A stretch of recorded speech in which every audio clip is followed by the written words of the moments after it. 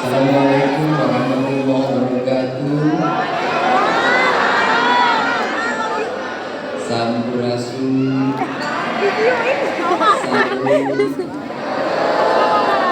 Om Swastiastu, Namo Buddhaya. Salam kebajikan, salam kebahagiaan, salam kedamaian, salam cinta kasih. Kita ini salam itu sesungguhnya kan menyampaikan tentang sebuah pesan bahwa hidup itu harus saling memuliakan, hidup harus saling mendoakan, hidup harus saling mengasihi. Karena ajaran agama itu termasuk ajaran yang disampaikan oleh Yesus. Intinya adalah mengajarkan kesetiaan, mengajarkan pembebasan, mengajarkan kesetaraan, dan seluruh inti agama satu, cinta. Sehingga malam hari ini dalam sejarah Kota Depok, Pak Wali Kota didukung oleh Pak Kapolresta, Kapolres Metro, Pak Dandi, Kepala Kejaksaan, Kemendak, Bang Pradi, jajaran DPRD mempersembahkan cinta di mana pemimpin hadir di tengah-tengah keluarganya dan melakukan Natal bersama. Dan ini adalah sejarah peradaban baru Kota Depok, menyongsong kota terbuka, toleran, saling mencintai. Kalau perayaan, peringatan keagamaan mengajak pada kebaikan, ngapain harus dilarang?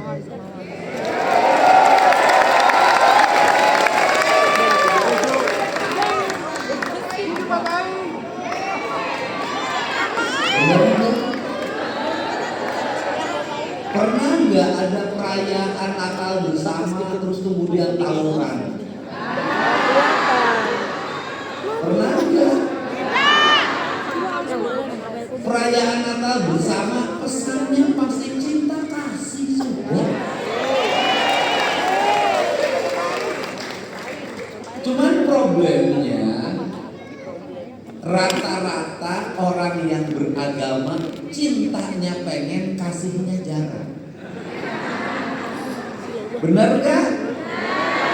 Bicara cintanya luar biasa. Kenapa? Cinta tanpa kasih adalah sebuah kepalsuan.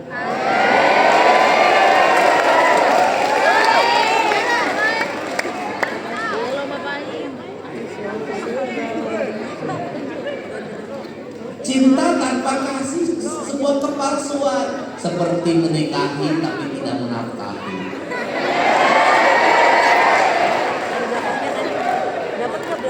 Seperti memacari tapi tidak dijajaki. Seperti masuk gereja tapi tidak mau menyisihkan hartanya untuk umat. Sama. Seperti wali kota, dia punya cinta, dia ngasih. Saya lihat wali kota itu ngasihnya tiap hari sama istrinya. Makin gelap. Karena cinta tak pernah melihat batas. Jangan pernah engkau menjadi seorang yang pecinta kalau engkau masih melihat batasan. Cinta itu akan melewati batas. Mata ada batasnya, tembok yang menghalanginya. Cinta dia akan melewati lautan, samudra, bahkan gunung 7 tingkatan. Kalau sudah cinta maka dia akan melewati batasan itu. Dan malam hari ini saya melihat cinta. Cinta yang tak terukur, cinta yang tak ternilai, cinta yang tak terbatas. Mungkin cinta yang siap menghadapi hujatan. Apa itu? Wanita berkerudung bernyanyi di sini. Nyanyinya apa? Rindu purnama yang tak kunjung tiba. Di belakang ngomong, itu mah curhatannya Kang Dedi. Emang iya? Saya kan harus jujur. Menunggu siapa? Menunggu yang tidak pernah datang.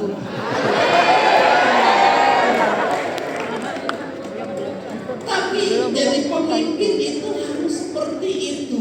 Kenapa? Pemimpin itu harus sering patah hati. Pendeta nggak boleh. Karena pemimpin yang patah hati, maka dia akan selalu punya karya. Untuk apa? Untuk menjawab seluruh kegelisahan yang ada dalam hatinya. Siapa sebenarnya yang akan berdamping dirinya itu? Kapan itu berakhir? Jangan pernah berakhir. Bagaimana agar tidak berakhir? Biarkan gubernur itu menduda selamanya.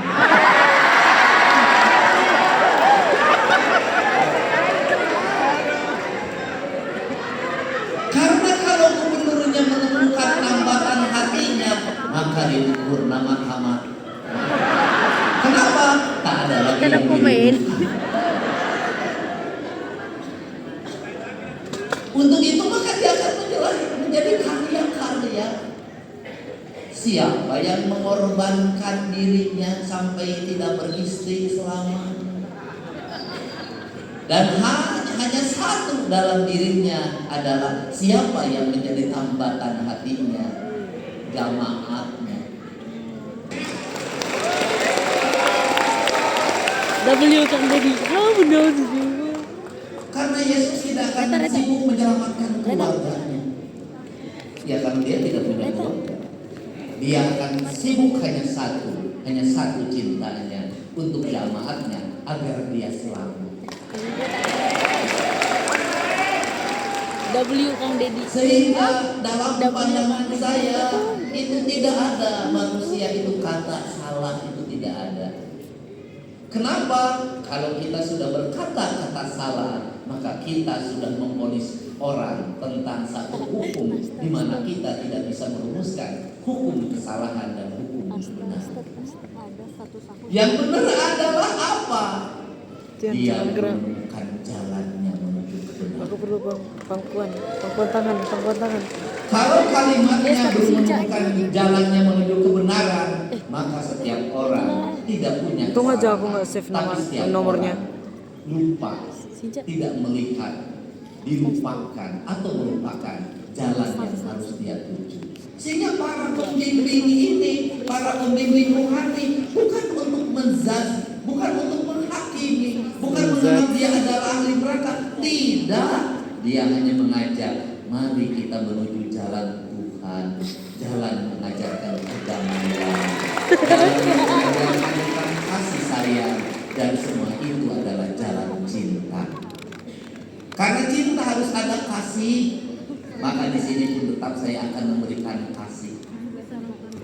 Saya melihat ada anak-anak tadi yang bernyanyi dengan baik dari berbagai kelompok dan mungkin berbagai suku, maka saya nanti akan ngasih 25 juta. 25 juta. Saya lihat ada anak-anak dari yayasan anak yatim ya. Yatim piatu, saya nanti nitip 15 juta. Beda sekolah. Tapi Kan kau bukan anak yatim. Ini pernah saya kasih bonus. Iya benar. Yang Kan kau bukan anak yatim, aku bilang. Bersyukurlah. Saya nitip lagi. Apa yang kau masih punya?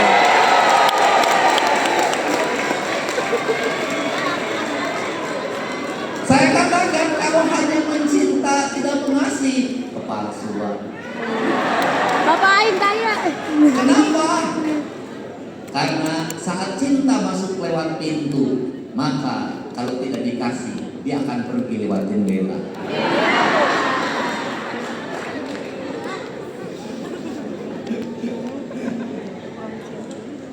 Kalau cinta itu isinya apa?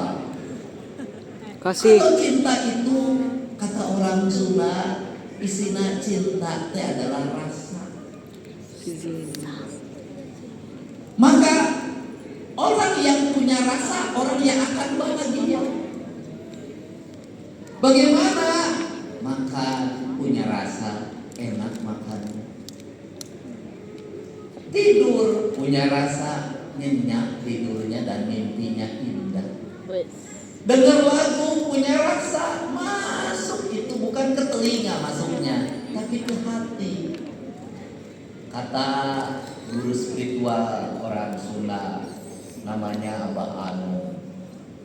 Dia ngomong begini, kalau kamu ngomong pakai lidah, maka didengarnya oleh telinga.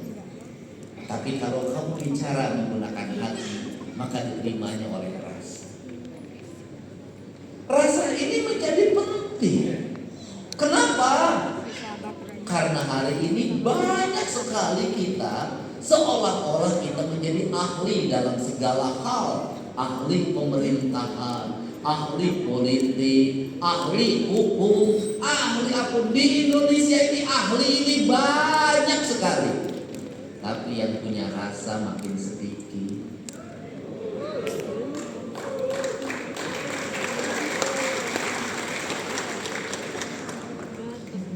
Dalam ajaran hidup, siapa yang mengajarkan rasa dari cinta yang dia pancarkan? Ibu. Karena ibu itu memilih hidup tidak menggunakan otak. Ibu memilih hidup menggunakan hati dan pakai rasa. Kita pernah makan di rumah makan yang paling mahal, pasti yang Lumayan. Tetapi sampai hari ini saya katakan seluruh makanan yang mahal dan enak-enak itu tidak ada satupun yang mengalahkan masakan ini.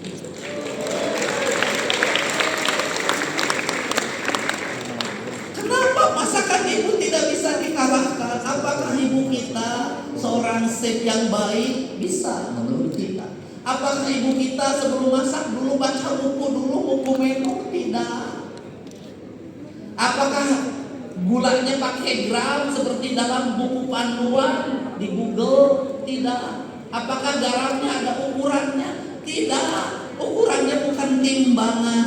Ukurannya adalah hatinya.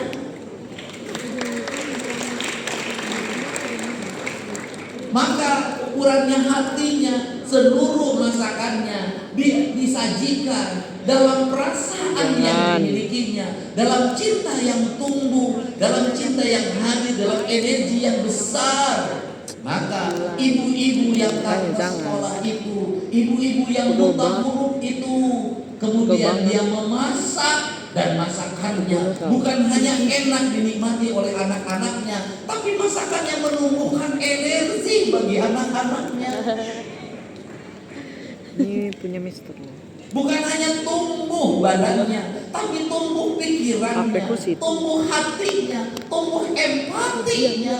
Maka cinta ibu dengan anaknya menjadi satu kesatuan. Kemudian dia semakin besar. Maka doa ibu itu bukan hanya diucapkan di gereja, bukan hanya diucapkan di masjid, bukan hanya diucapkan di majelis, bukan hanya diucapkan ketika selesai sholat, tapi doa itu diwujudkan dalam masakan yang disajikannya, diwujudkan dalam baju yang dijahitnya, diwujudkan dalam sisir yang sisir anak-anaknya, diwujudkan dalam air yang diguyurkan bagi anak-anaknya. Maka anak-anaknya tumbuh yang hebat. Siapa yang paling merasakan cinta-cinta itu adalah mereka yang lahir di tahun 70-an. Mereka yang lahir di tahun 80-an. Tapi anak-anak kita hari ini yang lahir di tahun 2000-an, apalagi tahun 2020-an, cinta itu pergi. Rasa itu hilang. Kenapa? Karena perempuannya juga sudah tidak pakai cinta lagi. Semuanya diwakilkan. Dalam aktivitasnya, maka tukang dagang dipanggilnya. Karena dia sibuk dengan berbagai hal yang mampu sistemnya. Poco biasanya poco. Yang mendekati pun orang lain. Maka mohon maaf, hari ini ada anak-anak tidak merasa kehilangan ibunya, tapi dia menangis kehilangan pengasuh.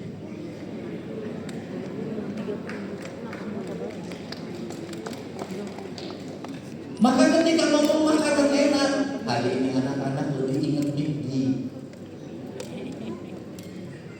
lebih ingat siomay, lebih ingat cilok, lebih ingat tahu gejrot, lebih ingat bakso dibanding mengingat masakan ibunya. Apa nanti yang akan hilang? Anak itu tidak rindu untuk pulang. Kenapa tidak rindu untuk pulang? Karena dia tidak merasa ada dekatnya. Kenapa dia tidak rindu untuk pulang? Karena dia merasa pulang tidak pernah makan makanan yang dia impikan. Dia tidak merasa kehangatan, maka dia pergi. Maka tugas kita semua hari ini adalah bukan hanya menyajikan gizi, bukan hanya menyajikan protein, bukan hanya menyajikan nabati, bukan hanya menyajikan kalori, bukan hanya menyajikan hewani, tapi kita menyajikan cinta yang tersaji dalam nasi hangat setiap pagi dan membuat dia mengingat dan tidak bisa melupakan sepanjang sejarah hidupnya. Gizi itu penting, tapi cinta adalah gizi yang sempurna.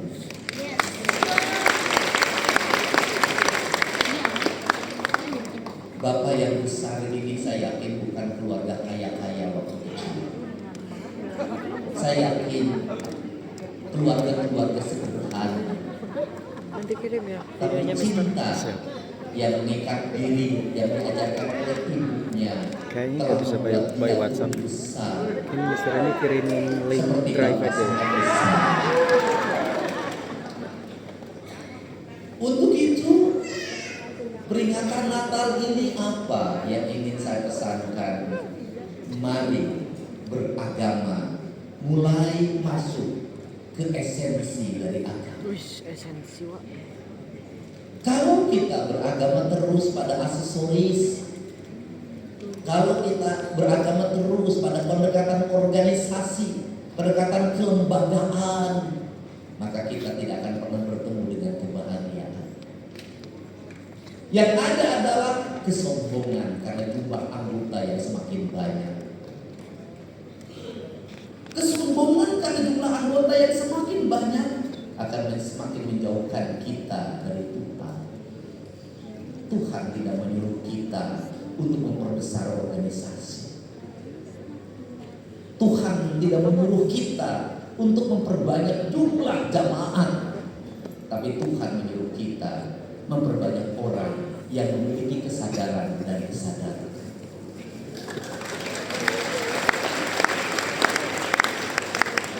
Karena kesadaran dan disadarkan adalah nilai universal. Bisa jadi yang sadar dan disadarkan tidak akan pernah terbatas oleh gereja. Tidak akan terbatas oleh seluruh dinding-dinding rumah ibadah. Kenapa? Ini hanya tempat kecil. Kenapa? Ada tempat yang besar, yaitu alam yang luas ini. Kenapa saya ngomong tempat yang besar, alam yang luas ini? Karena ada yang ingin saya ingatkan pada semua. Kita setiap hari ingin membangun tempat ibadah yang indah sebagai simbol kecintaan pada Tuhan, sebagai simbol kecintaan pada Nabi. Tapi jangan-jangan adalah simbol dari diri kita sendiri. Semakin hebat membangun tempat ibadah, maka pamor sebagai ahli agamanya semakin mentereng. Pamor sebagai orang yang religiusnya semakin mentereng. Sehingga lupa membangun rumah ibadah dengan membabat hutang ideologi. Membangun rumah ibadah dengan menambang secara ilegal. Membangun rumah ibadah dengan uang-uang haram. Koruptif. Maka rumah ibadahnya mewah, tapi semakin sempit, ruang Tuhannya tertutup. Tuhan tidak hadir dalam relung jiwanya. Kita ini Tuhan hadir dalam relung jiwa kita.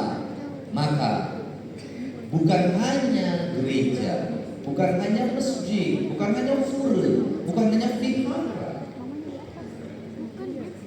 Seluruh alam raya ini adalah tempat ibadah kita yang sesungguhnya.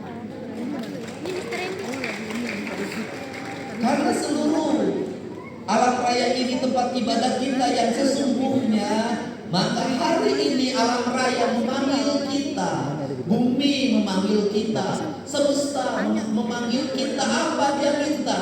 Hentikan keserakahanmu, hentikan kesombonganmu. Kenapa? Aku telah dibuat engkau menderita.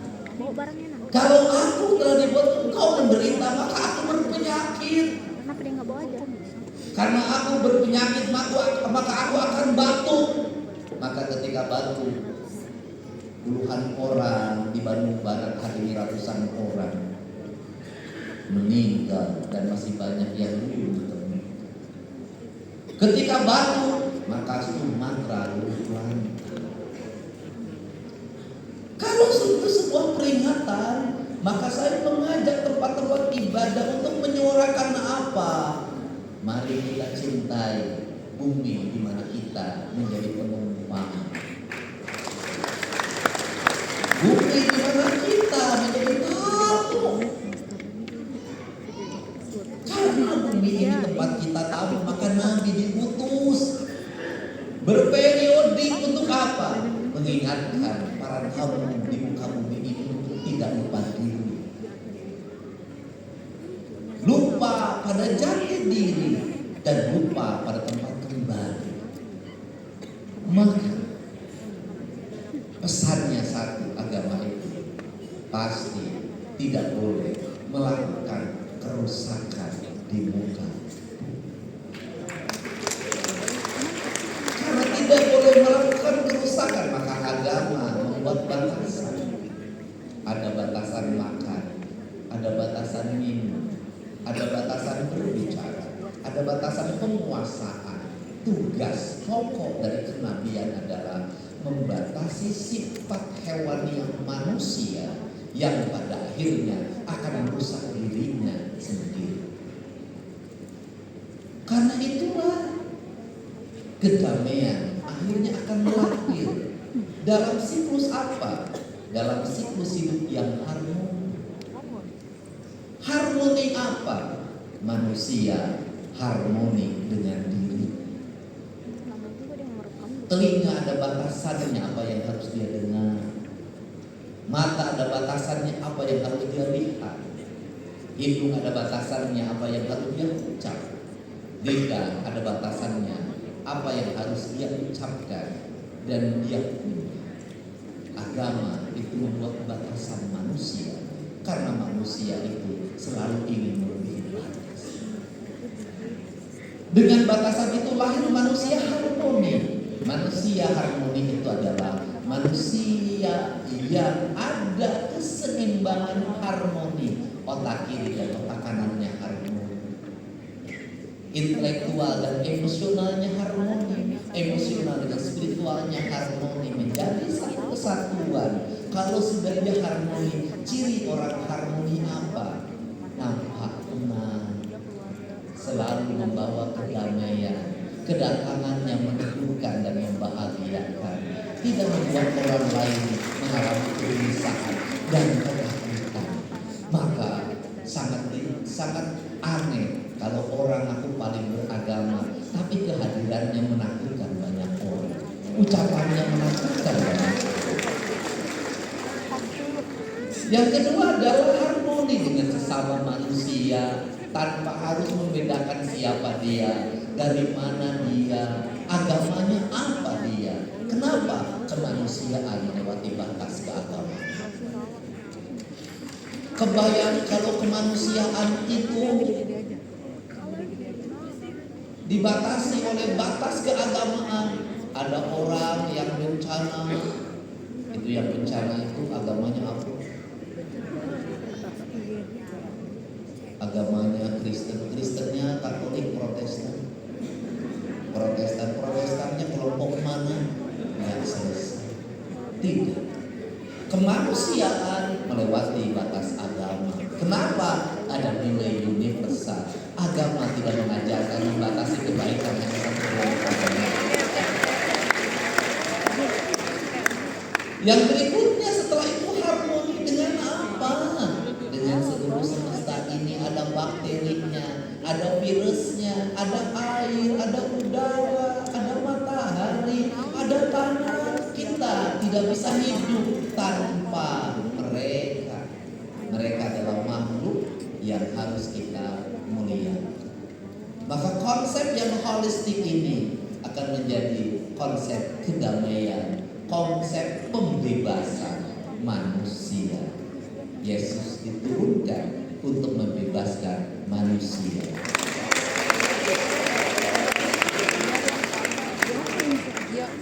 Terakhir,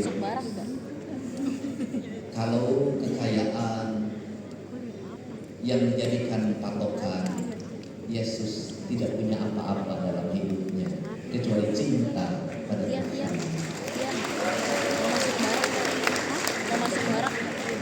Untuk itu saya tidak akan terlalu panjang karena besok aku dinobatkan dari pendeta. Lucunya. Saya ini sebagai yang berapa saya bicara dan selalu ramai. Tetapi yang paling utama adalah terakhir. Jadi saya dengan Pak Wali Kota dan Pak Prani dan yang lainnya beragamanya ukurannya apa kalau saya? Pak Wali beragama ukurannya apa?